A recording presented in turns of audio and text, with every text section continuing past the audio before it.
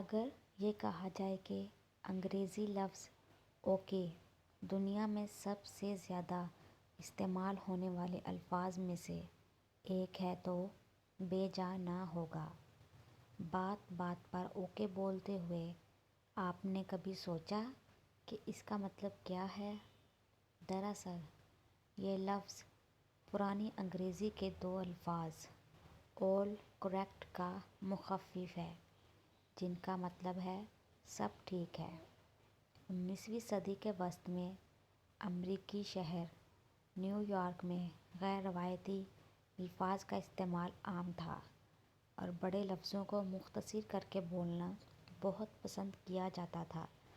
اس دور میں you know کی جگہ وائی کے اور آل رائٹ کی جگہ او ڈبلیو جیسے مخفف عام استعمال کیے جاتے تھے۔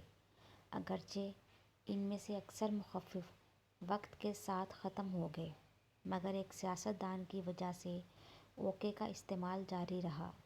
یہ سیاستدان وین برین تھے، جن کا عرف عام اولڈ کائنڈر ہک تھا اور ان کے ساتھی انکار کن انہیں مختصر اوکے کہتے تھے اور انہوں نے ایک اوکے کلب بھی بنا رکھا تھا۔